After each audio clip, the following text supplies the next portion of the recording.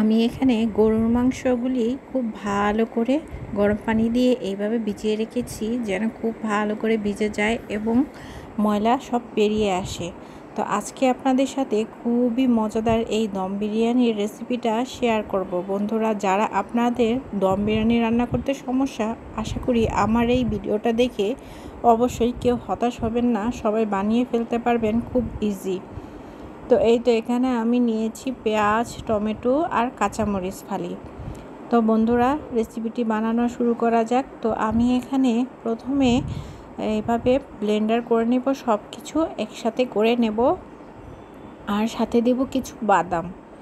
আর আমি যেভাবে রান্না করব সেটা একটু ভিন্ন টাইপের। আর যারা একবার দেখে এই রান্নাটি দেখে আসলে কোনো হতাশ হবেন না। আর আমরা যারা দম বিরিয়ানি রান্না করি সেই ক্ষেত্রে একটু দম বিরিয়ানি রান্না করার সেই হাঁড়ি হলে খুবই ভালো, কারণ আমরা হাঁড়ির মধ্যে সিল করি। যদি একটু দামি হাঁড়ি বা আমরা সবাই কিন্তু কিনতে পারি না 8,000 9,000 টাকা দামের সেই হাঁড়িগুলির মধ্যে যদি দম বিরিয়ানি রান্না করি তাহলে সিল করতে আসলে লাগে না। সিল করতে খুবই ঝামেলা। আসলে একা হাতে যদি সিল করি তাহলে এটা খুবই বিরক্তকর। তো যদি একটা হাঁড়ি পাওয়া যায়, একদিন খাবো আর খাবো না এমন তো হয় না। যদি ওই রকম হাঁড়ি পাওয়া যায় আসলে খুবই ভালো হয়। তো আজকে আমি আপনাদেরকে দেখাবো যেভাবে সিল ছাড়া আমরা একটু ভারী তলাযুক্ত হাঁড়ি দিয়ে কিভাবে এই দম বিরিয়ানিটা রান্না করতে পারি। আমি এখানে কিছু আলুটা একটু শক্ত টাইপের ছিল, তাই আমি সেদ্ধ করে এই তেলে ভেজে নেব একটু জর্দা রং দিয়ে। আর এখন আমি মাংসটা খুব ভালো করে ক্লিন করে নিচ্ছি। তো দেখতে পাচ্ছেন যে কতটা সাদা হয়ে গিয়েছে। আর এখন হচ্ছে আমি একটা প্যানে ঠিক কড়াইয়ে এইভাবে তেল দিব, এরপরে কিছু পেঁয়াজ দিয়ে দেখব খুব ভালো করে গরম হয়েছে কি না। এরপরে দিয়ে দিব একটু পেঁয়াজ। তবে পেঁয়াজগুলি ভালো করে ব্রাউন কালার করে নিতে হবে। তো অবশ্যই ব্রাউন কালার করে নিব আর একটু ভালো করে নাড়াচাড়া করে দিব। আর এরই মাছ থেকে যখন ব্রাউন কালার হয়ে যাবে ঠিক তখন আমি কিছুটা পেঁয়াজ উঠিয়ে নেব। আর এখন এই পর্যায়ে আমি দিয়ে দিব পরিমাণ মতো আদা আর রসুন। তো এইগুলি সব কিছু ভালো করে একসাথে ভেজে নেব। ভেজে নেওয়া হলে এখন ওই যে আমি গ্রেভিটা বানিয়ে রেখেছিলাম ওইটা এখন ঢেলে দেব সোজা আদা রসুনের মধ্যে। এরপর খুব ভালো করে ব্রাউন কালার করে নেব আর দিয়ে দেব একটু গোলমরিচ। আর এগুলি সবগুলি ভালো করে নাড়তে নাড়তে যখন ব্রাউন কালার হয়ে যাবে আর উপরে একটু তেল উঠবে ঠিক তখনই আমি দিয়ে দেব সেই বিরিয়ানির মশলা। তবে এটা আমরা ঘরেও তৈরি করে নিতে পারি। সেক্ষেত্রে আমরা বিভিন্ন রকমের মশলা দিয়েই কিন্তু এই মশলাটা তৈরি করে নিতে পারি। জয়ফল, জয়ত্রী, স্টার আরও বিভিন্ন রকম সব কিছু গরম মশলা মিলিয়ে হালকা একটু টালা দিয়ে আপনি ব্লেন্ডার করে নিলেই হয়ে যাবে বিরিয়ানির মশলা। তো এই জায়গায় ইচ্ছে করলে আপনি প্যাকেটের মশলাটাও ইউজ করতে পারেন। প্যাকেটে সব ধরনের মশলা কিন্তু এখন পাওয়া যায়। যারা ইজিতে রান্না করতে চান তারা একটা প্যাকেট মশলা দিয়ে দিবেন এখানে। তো বন্ধুরা, এখন দিয়ে দিব মাংসটা। তো মাংসটা দিয়ে খুব ভালো করে আমি একটু কষিয়ে নেব। খাসির মাংসটা দিয়ে যখন বিরিয়ানি রান্না করি তখন কিন্তু মশলা দিয়ে মাখিয়ে দম বিরিয়ানি রান্না করি। আর আজকে আমি গরুর মাংস দিয়ে ঠিক এইভাবে যদি কষিয়ে একবার রান্না করেন দেখবেন কতটা মজার হয়ে থাকে আর খুবই সুস্বাদু হয়ে থাকে। তো এখন আমি মাংসটা খুব ভালো করে 1 ঘন্টার মতো করে আমি নাড়াচাড়া করে সেদ্ধ করে নিব। তো বন্ধুরা, আপনারা দেখতে পাচ্ছেন যে কিভাবে আমি করে নিচ্ছি। আর আপনারা যদি এই টিপসটা ফলো করেন অবশ্যই আপনার বিরিয়ানি রান্না করতে গেলে অবশ্যই সফল হতে পারবেন, বিশেষ করে দম বিরিয়ানি রান্না করতে গেলে। তো এখানে দেখতে পাচ্ছেন আমি বরফের মতো এটা কি দিয়েছি। তো এটা হচ্ছে টক দই। টক দইটা রান্না করে আমার যতটুকু বেশি থাকে আমি ডিপ ফ্রিজে এইভাবে রেখে দিই। আবার যখন প্রয়োজন পড়ে ঠিক নামিয়ে আবার দিয়ে দিই। তো এই হচ্ছে আমার সম্পূর্ণ টিপস। তো আমি অনেক কিছুই এভাবে ডিপ ফ্রিজে সংরক্ষণ করে রেখে দেই। এভাবে যখন টমেটো প্রয়োজন হয় ঠিক টমেটোটাও আমি ডিপ ফ্রিজে রেখে দেই আস্ত, তাহলে খুবই ভালো থাকে। আর যখন প্রয়োজন পড়ে নামিয়ে নিয়ে তখন কাজে লাগিয়ে দিই। তো এই হচ্ছে আমার টিপস। তো বন্ধুরা, মাংস থেকে যে পানিটা উঠেছিল সেই পানিটা দিয়ে মাংসটা রান্না করে নেব একদম মাখা মাখা করে। আর দেখতেই পাচ্ছেন যে অনেক পানি উঠে গিয়েছে। আমি কিন্তু পরিমাণ মতো লবণ আর দিয়েছি টেস্টিং সল্ট।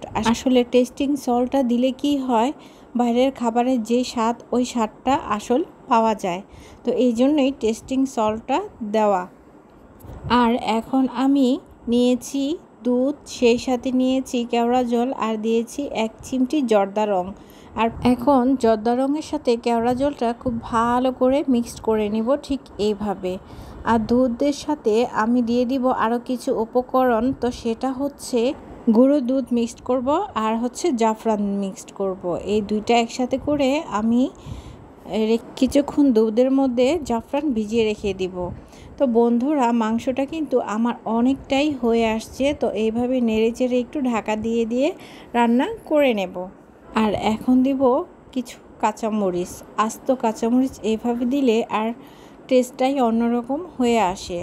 তো এই তো দেখছেন আমার আলুটাও কিন্তু রেডি হয়ে গিয়েছে আর সব কিছুই রেডি। আমি যখন লেয়ারে দিব তো সেই কাজগুলি কিন্তু আমার অনেকটাই হয়ে গিয়েছে। আর এখন আমি চাল নিয়েছি 1 কেজির মতো করে। আর এখানে চালটা আমি মেপে নেব। এখন আমি হাত দিয়ে ঠিক এইভাবে খুব সুন্দর করে ক্লিন করে নেব। আমি যেভাবে দেখাচ্ছি ঠিক সেভাবে। তো বেশি জোরে এইভাবে করা যাবে না, কারণ পোলাও চালটা খুবই নরম থাকে। তা হালকা হাতে এভাবে করে আমি ক্লিন করে নেব একটা স্ট্রেনারে। আর ঠিক আমি চালটা 30 মিনিটের মতো করে ক্লিন করে পানিতে ভিজিয়ে রেখেছিলাম। তো ঠিক এইভাবে করে ভিজিয়ে রাখার পর চালটাকে আবার ঝরা দিয়েছি। তো ঝরা দেওয়ার পর এখন হচ্ছে বাকি কাজগুলি। তো আমি একটা এরকম হাঁড়ির মধ্যে বেশ কিছু পানি নেব। পানি নিয়ে এরপরে আমি চুলায় বসিয়ে দেব। তো আরও পানি লাগবে, তো সেক্ষেত্রে আমি এখন ঢাকা দিয়ে দিব। যেহেতু আগুনটা একটু কম ছিল তো কোনো ব্যাপার না, ঢাকা দিয়ে দিব। তো বলক উঠে যাবে। ঠিক যখনই বলক উঠবে ঠিক তখনই আমি কিছু মশলা উপকরণ আমি এখন দিয়ে দিব। তো এখানে হচ্ছে কিছু গরম মশলা। তো দেখতেই পাচ্ছেন আমি কি দিয়েছি, শাহি জিরা। তো এখন এগুলি দিয়ে ঢাকা দিয়ে ভালো করে ঠিক 30 মিনিটের মতো করে আমি ফুটিয়ে নেব। আর এইখানে দিয়েছিলাম সামান্য তেল আর দিয়েছি লবণ। পরিমাণ মতোই লবণটা দিতে হবে, যেন কম না হয়ে যায়। ঠিক যখন বলক উঠেছে ঠিক আমি ওই ভেজানো চালটা এখন আমি দিয়ে দিলাম। তো এই তো এখন নাড়াচাড়া দিয়ে খুব ভালো করে 90% সেদ্ধ করে নিতে হবে। অবশ্যই খেয়াল রাখতে হবে একদম বেশি যেন না হয়ে যায়, ঠিক 90%। হাত দিয়ে বারবারই দেখতে থাকবেন যে 90% হয় কি না। তো এইভাবেই, যেহেতু আমি পোলাও চাল দিয়ে দম বিরিয়ানিটা রান্না করব, তো আমার কিন্তু চালটা হয়ে গিয়েছে। ঠিক এখনই আমি একটা স্ট্রেনারে ঝরা দিয়ে দিব। তো বন্ধুরা দেখতেই পারছেন। আর আমি নিয়েছি সেই সাথে ঘি। আর এখন আমি যেই পাত্রে বিরিয়ানিটা রান্না করব এটা ভালো করে ক্লিন করে নিচ্ছি। তো এইটার তলাটা কিন্তু খুবই ভারী এবং বিরিয়ানি সহজে লেগেও যাবে না। আর আমি যেই চালটা ঝরা দিয়েছিলাম সেইখান থেকে 1 কাপ পানিও রেখে দিয়েছিলাম, গরম পানিটা। তো বন্ধুরা এখন আমি হাঁড়িতে প্রথমেই আমি চালটা বিছিয়ে দিয়ে দিলাম। এরপরে আমি দিয়ে দিব আলু। এখন আবার দিয়ে দিব কিছু কাঁচামরিচ, এর উপরে আবার কিছু মাংস। তো এইভাবে আমি লেয়ার করে একটু বিছিয়ে বিছিয়ে দিয়ে দিব। এর উপরে আবারও সেই গরম গরম চালটা আবার দিয়ে দেব। আমি কিন্তু ঠান্ডা করি নাই। এখনই এই গরম চালটা আবার বিছিয়ে বিছিয়ে দিয়ে দেব। এরপর আবার এখন দিয়ে দেব কিছু কাঁচামরিচ ফালি। আসলে একটু ঝাল ঝাল হলে খুবই ভালো হয়, খুবই মজার হয়। তো আবারও কিছু আলু দিয়ে দিলাম। এর উপরে আবার কিছু মাংস দিয়ে দিব। এখন আবার কিছু চাল দিয়ে দিব। এইভাবে হাত দিয়ে বিছিয়ে, যেহেতু গরম তো একটা চামচ দিয়েই উঠানো হচ্ছে। তো চামচ দিয়ে এইভাবে আবারও লেয়ারটা আমি বিছিয়ে দিব। যারা আমার এই সম্পূর্ণ ভিডিওটি দেখবেন বন্ধুরা, আশা করি কখনোই আপনাদের দম বিরিয়ানি রান্না করতে সমস্যা হবে না। আর এখন দিয়ে দিব সেই যে দুধের সাথে গুঁড়ো দুধ আর হচ্ছে জাফরান ভিজিয়ে রেখেছিলাম, এটা একটু দিয়ে দিব।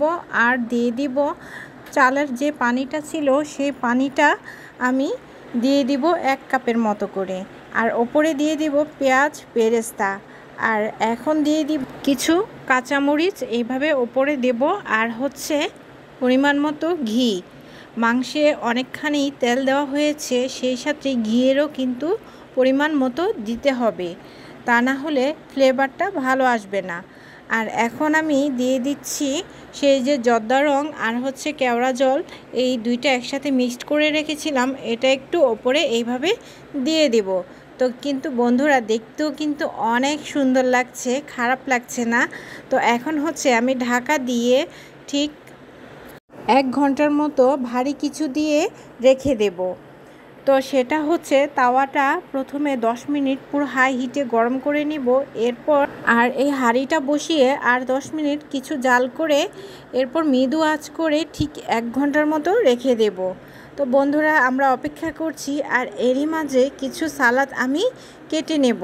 আর সেই সাথে আমি আরেকটা কথা বলে দেই, বিরিয়ানিটা অবশ্যই হাঁড়ি থেকে নামিয়ে একটা বড় কিছুতে ঢেলে নেব, তাহলে কিন্তু খুব ভালো লাগবে খেতে, এবং ভালো করে একটু মিক্সড করে নেবেন, আরও মজার হয়ে থাকে। তাহলে এরই মাঝে আমি কিছু সালাদও কেটে নিয়েছি। তো বন্ধুরা কেমন হবে, সালাদ না হলে কি ভালো হয়? তো এখন হচ্ছে আমি খুলে দেখব কতটা হয়ে গিয়েছে। অলরেডি বন্ধুরা অর্ধেক খাওয়া হয়ে গিয়েছে। তো টেস্ট করার জন্য আমার ছেলে একটু নিয়েছিল। তো যাই হোক, এখন দেখুন বন্ধুরা কতটা ঝরঝরা হয়েছে। আশা করি আপনাদের ভিডিওটা পুরো ভালো লেগেছে। আর সেই সাথে আমি ডিমও দিয়েছিলাম। তো এখন হচ্ছে ভালো করে মিক্সড করে আমি বেড়ে নেব। তো অপেক্ষা আর সহ্য হচ্ছে না, আসলে এতটাই মজার ছিল, খুবই মজার ছিল। আপনারা বন্ধুরা অবশ্যই এইভাবে করে খেয়ে দেখবেন, খুবই ইজি এবং খুবই কোনো ঝামেলা ছাড়াই আজকে আপনাদের এই বিরিয়ানি রান্না করে দেখিয়ে দিলাম।